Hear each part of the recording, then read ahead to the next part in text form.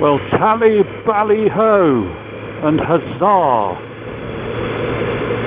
No, it's alright, don't panic, you haven't accidentally clicked on a Captain Rambunctious video. I'll explain my madness in a second. I watched one of the Captain's videos a couple of days ago, and he opened it by doing a Missenden Flyer greeting. So I thought, that sounds like a bit of fun. I'll do a Captain Rambunctious opening to my video.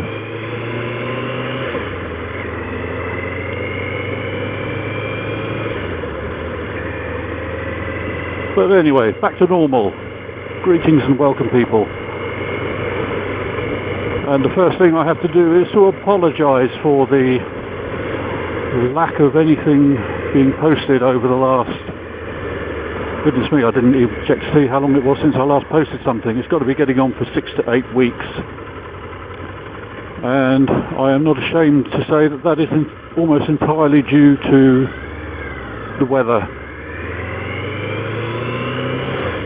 We have had some pretty poor weather the last couple of months, and the 1 or 2 days that were like today, when it was much better, that did come along, I was busy with other things, so I wasn't able to get out on my bike.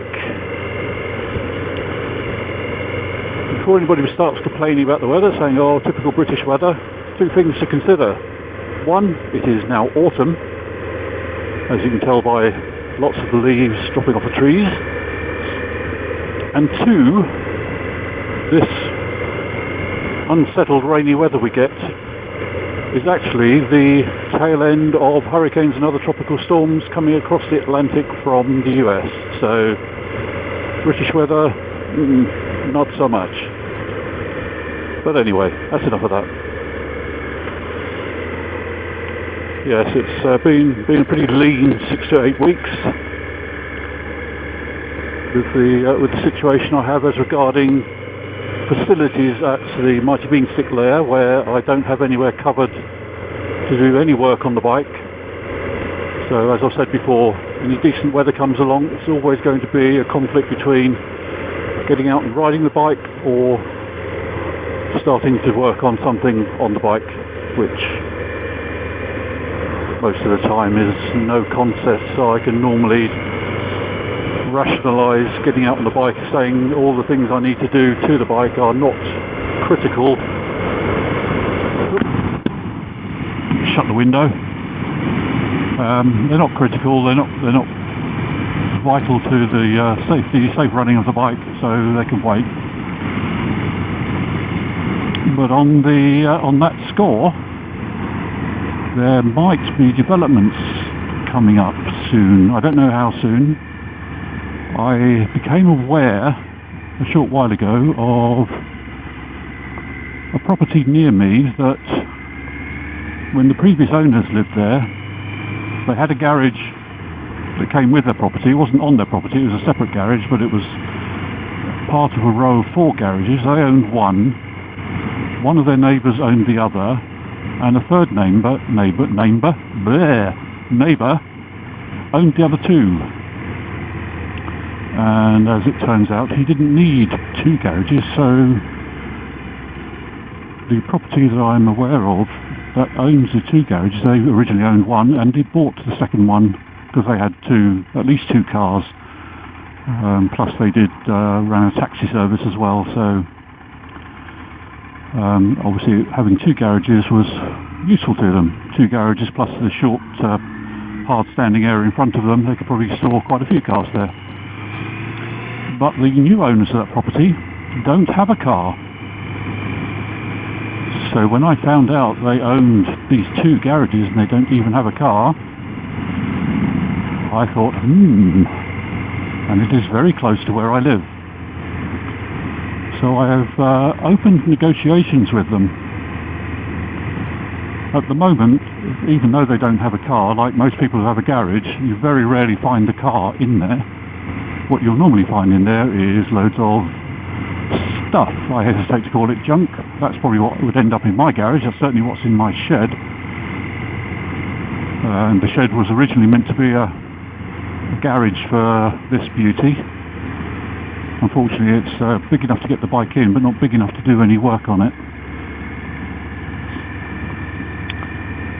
So yes, it might be that if they once they've got the stuff out of the second garage, it's basically a member of their family is moving into the area and haven't bought a place yet, so they're storing some furniture and other stuff in this second garage. So when these good folks have found themselves somewhere to buy and move into, hopefully I will be able to converse with the owner and come to some arrangement about the garage. I have no idea what facilities this garage has. I have no idea whether it has power. I have no idea anything of that sort. All I know is at the moment it's very close to where I live, so would be very handy. And we get on quite well with the people that own it, so you never know. They may be able to offer a preferential deal either on rental or buying. I'm not entirely sure which way they want to go on that. I mean, I don't know what garages go for in Bognor Regis these days. I know garages in areas, even driveways in areas like London, go for huge amounts of money. But down here in Bognor, I have no idea. But as I did say to Mrs. Beanstick, the property doesn't have a garage or anything like that at the moment. Doesn't even have a drive. Our house doesn't even have a driveway.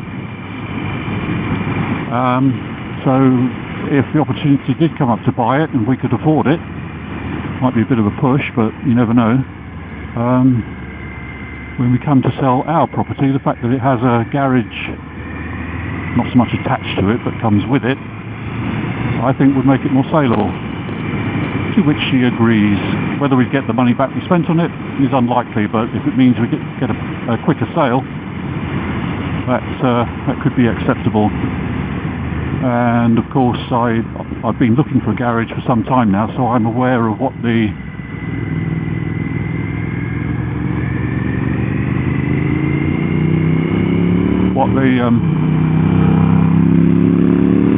going rates around this area for rental is, and I have to say it's a bit worrying that what most places seem to charge for garage rental I would find a bit tough to meet. So that's why I'm hoping that being our neighbour, or near neighbour,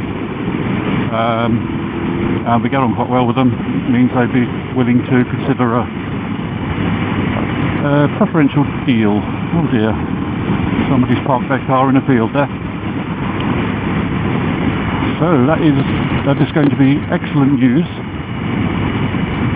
There will be two major benefits of that. Obviously the main one is my machine will have covered storage, properly covered storage, where I can actually do work and stuff like that when the weather's bad, and save the good days for going out riding. And the other thing is, being a garage with a drive approach, with a drop curb, it means I'm not going to get people parking across it and obstructing it. Well, I should get much less of it. At the moment, my side gate to my house is just across a normal footpath, so I don't have any right to stop people parking across my gate, and that does cause problems. That's one of the reasons. There were a couple of decent days in this bad weather, and one of the reasons on one of the days I couldn't go was because somebody had actually parked across the gate. So hopefully, if I do end up with this garage, whichever way it is, that will put an end to that problem.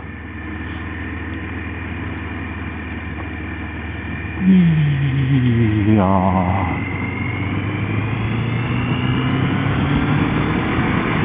Yes, the weather's been so unsuitable for riding these last couple of months that I was getting quite desperate of coming up with things that I could video and put up. Some of them were just so ridiculous that I didn't even bother. At one point I was thinking I've got to put something up, so I was thinking about videoing changing the side mount for the camera on my helmet, because the mount that this camera's in at the moment is the mount for the previous camera, so it's a bit of a fudge. So I was actually going to film taking this mount off and putting the proper one for this camera on. Now, as I'm sure you understand, that would have been thoroughly riveting. Not. But it was something I was considering doing. I was getting that desperate for something to put up. And I might still do it, just as a little 5-10 minute throwaway video, just something to fill some time. And yeah, that'll just be done at in the Mighty Beanstick Conservatory at the table.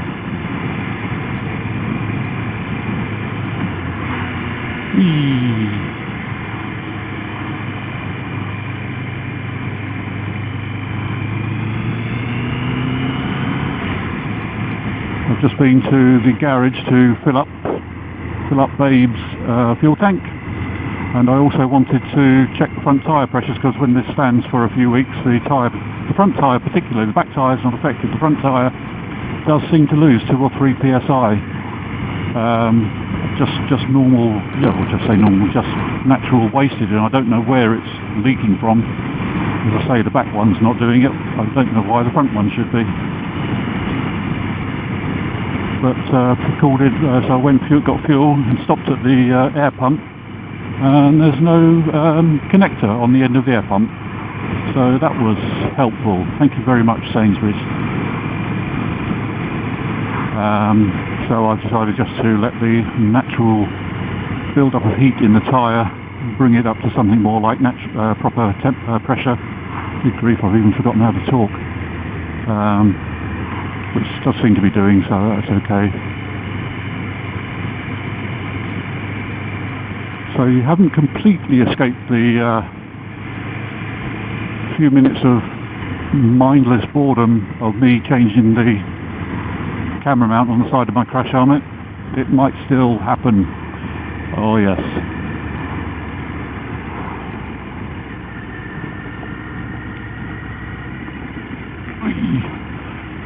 Another one of those level crossings that isn't anything but level. And again, I was really hoping to get up to Mr. Fisher's end of season meet-up up at Rikers at Box Hill last Sunday. But of course the weather was absolutely dismal. I know some of you hardy souls made it up there, and I have seen other bikers riding around in the rain and that, so I do salute you. Big respect to people who ride in all weathers. I have done, but I don't see the need anymore. So if I'm going out for a pleasure ride, I don't think there's much pleasure to be got from riding in the pouring rain, especially when it's cold.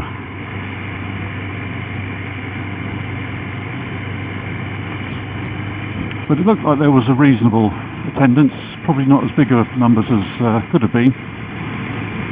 But with any luck, fingers crossed, I'll get to the next beginning of season meet-up at Rikers with Mr. Fish and Phil 480 and Hippo Drones, etc.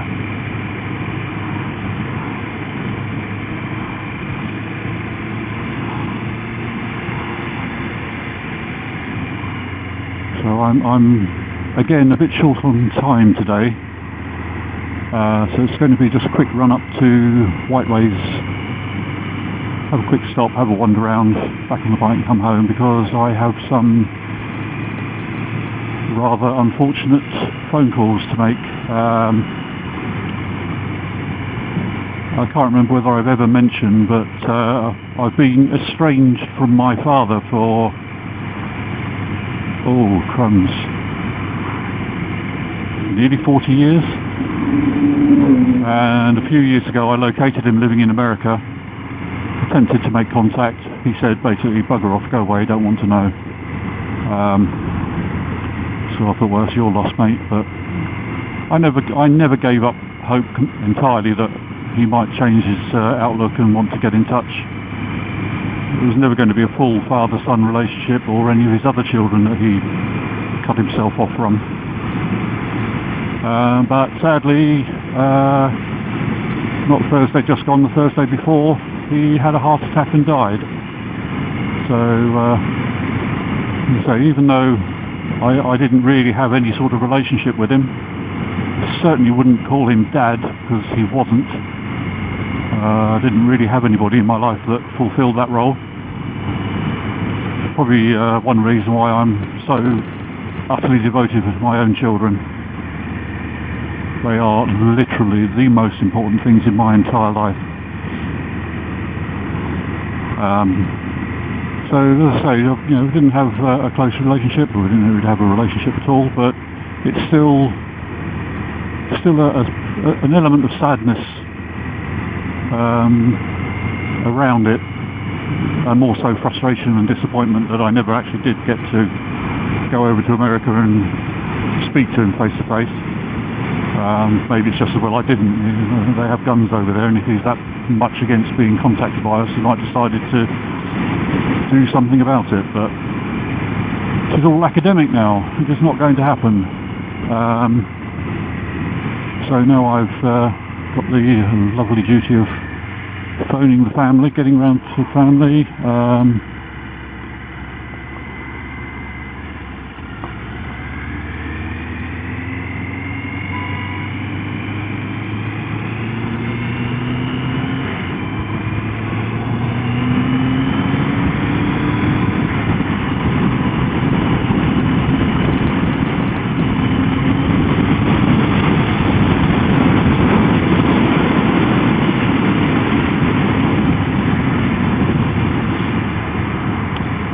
And I think, generally speaking, the consensus of most of the family is, oh well, that's the end of that then.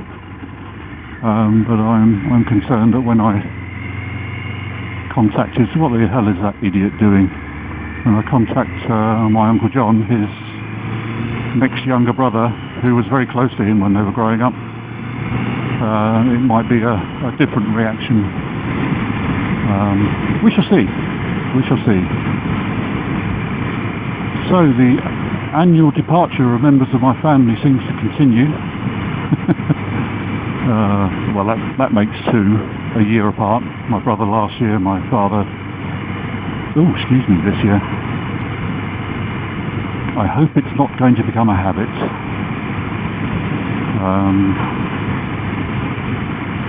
But if it does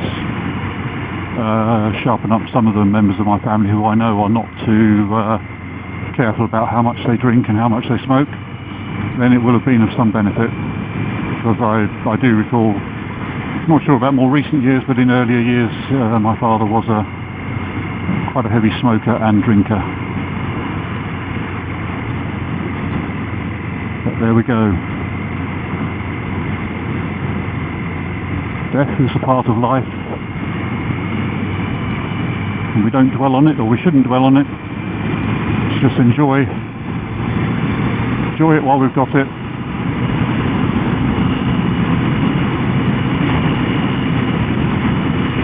Make sure you enjoy the ones you love, enjoy their company, enjoy doing the things you like doing, like riding your amazing bikes. I don't think there's any such thing as a genuinely bad motorcycle, just ones you like and ones you don't, or ones you prefer over others, shall we say. I refer you to my 3 R's video for my reasoning on that.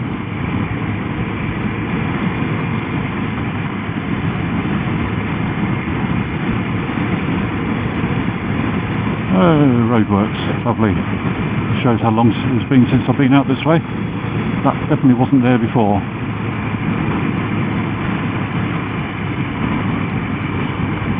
So the rainy weather is forecast to return tomorrow for at least a few more days, and then it looks like there's going to be some days, possibly the end of this coming week, beginning of the week after, where there's a good chance it may not rain during the day. so hopefully I'll be able to get out and do some more Madehurst fireworks. Do some more videos.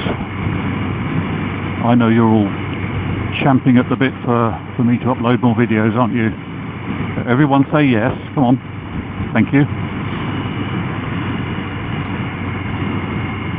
One thing I am hoping to do will be another reasonably long run out to a location of interest, not of historical interest. I might do some of those, but Hippodrome seems to have cornered the market on that side of things. But it's a trip to do somewhere that has some items that I'd be interested in looking at. Not because I anticipate anything coming of it, but just something I want to take a look at, see, check out the quality and fit and finish and stuff like that. Yes, it is to do with motorcycles, but it's not Triumph, not again. Not yet anyway. I'm still planning on doing some test rides. But I prefer the weather to be drier when that happens. I don't mind riding in the cold, as long as it's not too wet. I've done my share of wet weather riding, I think. Like I say, I've deep respect for those who do ride year-round, day in, day out, all weathers. But, and if I'm out riding and it does start to rain, as I've said several times before, I will continue to ride. I won't dive for shelter and wait until it stops raining.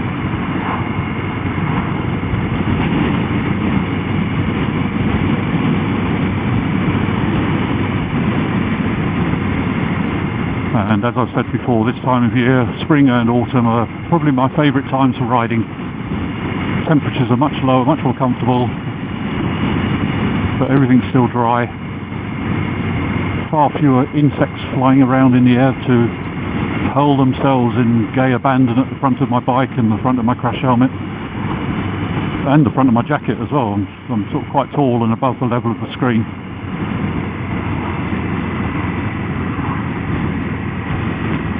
I should imagine that most people that have been up at Whiteways today, they've already gone home.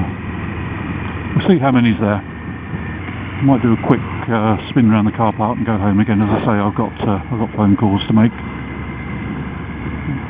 At some point I've even got to make an international call to America to sort out arrangements. Oh no, there's quite a few here. Sort out arrangements with Joe's step family over there.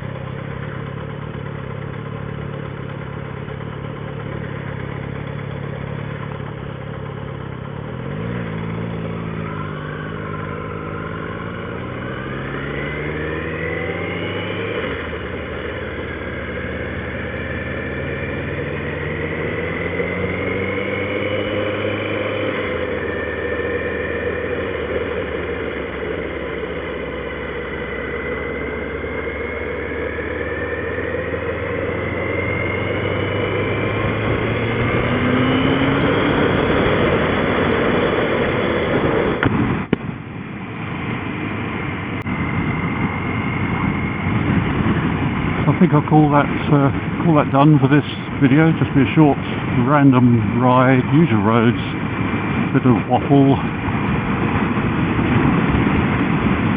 some potential developments coming up. I shall keep you informed if I can.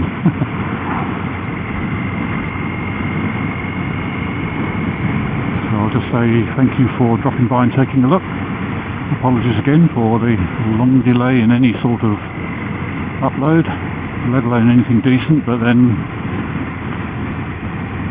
has anything I've ever uploaded been decent quality? I don't know. Oh yes, before I go, nearly forgot, I wanted to say a big thank you to Calm Biker, who did a response and follow-up to my vlog about whether changes to use of hands-free and Bluetooth law in the UK could possibly jeopardise what I'm doing now, motovlogging, using a Bluetooth headset.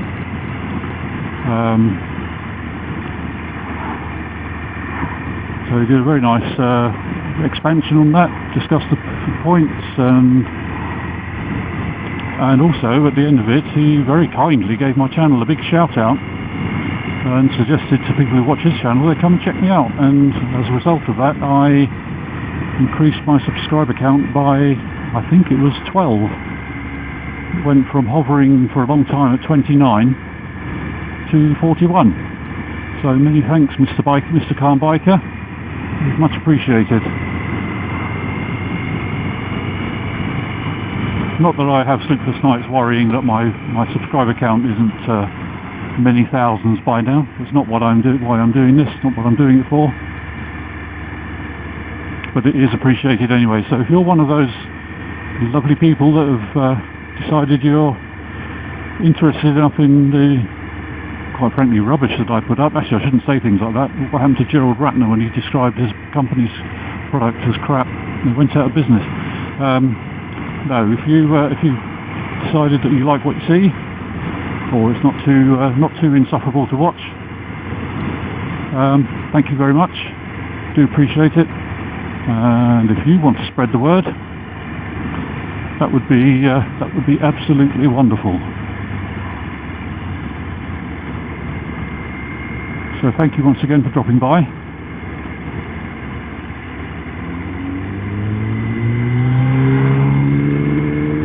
And hopefully catch you on the next one, which I'm hoping won't be too long. Yeah, that's what the solid white line's there for, people. It's supposed to stay on this side of it.